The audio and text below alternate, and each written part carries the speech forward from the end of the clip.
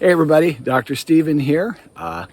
We're in the Everglades in southern Florida, and I just wanted to say hi. It's just a beautiful day, low 80s, and we're going to go see some gators and a few other things, and we'll talk to you about our class soon. Hey everybody, Dr. Steven here. Welcome to week 3 of our Christian Worldview class. I hope you enjoyed last week's little video with my dear friend Pastor Andrew Arndt. I just love how Andrew just put it so well, rather than being reactive and defensive and those kinds of things when we're encountering people that have other worldviews.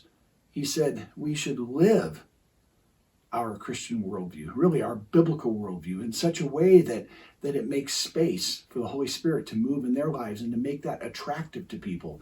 And I just thought it was a great little message, wasn't it?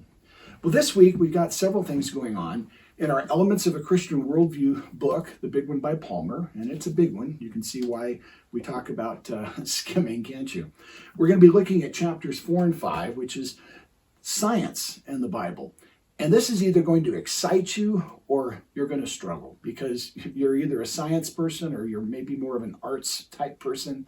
But that's where some of our academic skimming ideas can really be a help, as we just try to plod through some of the information and just get a general overview of it. And there's a discussion question that relates to that.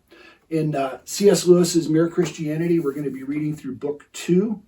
And of course, it's what Christians believe. The purpose of it is to inform us as we then write that little 3-page summary, that little 3-page journal article, reflection article, I guess would be a better way of putting it, that will be turned in.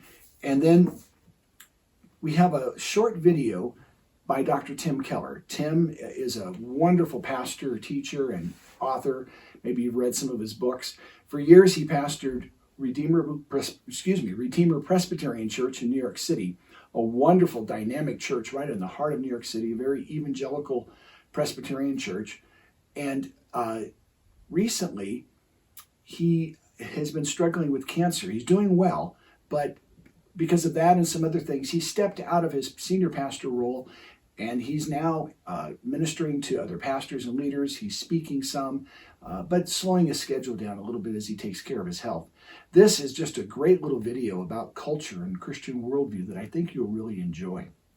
And I just wanted to say real quickly about the whole skimming thing, because I loved reading, a couple weeks ago, we put it as one of the post discussion points, and I just loved going back and forth. And I shared this with a few of you in the individual posts, but I wanted to share the story itself, because of course the question is this legit? Is it cheating? Or is it a legitimate method that people take in higher education? Well, it is. But what I wanted to tell you is a true story. When I was in my doctoral studies, we would have a 1-week intensive. It would be all day long, Monday through Friday. And we would have then about 2 months to get all of our work done after it.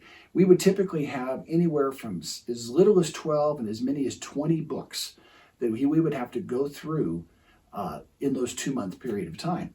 Well, one time we were in the middle of the week. There were about 8 of us in our cohort, in our doctoral program, and 7 or 8 of us plus the professor. And we kind of got off on a little rabbit trail talking about academic skimming. And everybody was sharing their version of how they do it. And they were all pretty similar to the way that I suggested you guys try.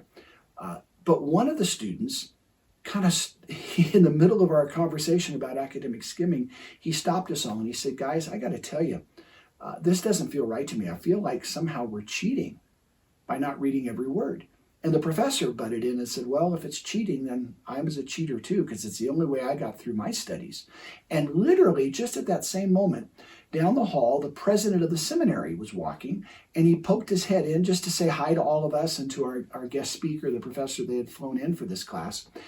And so right in the middle of it, we brought him up to speed about what we were talking about. And he had gone to Westminster Theological Seminary in Philadelphia, where he got his PhD. And he started telling us about his approach to academic skimming. And so as we all got sharing this, my friend, the one student who thought maybe it was cheating, he looked at all of us and he just said, "This is going to change my life." And in fact, it did. And he did graduate and get his doctorate as well. So It's a tool. It's not what you use every time you pick up a book. It's certainly not what you use with the Bible, or what you don't use it when you have the opportunity to slowly work through a book.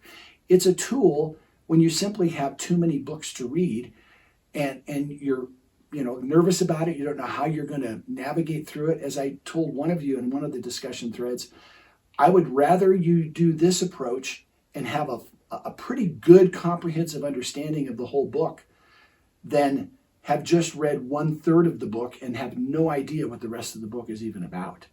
So play with it, change it, adjust it according to how it works for you. And I look forward to hearing how it works. I'll see you guys in the discussion threads.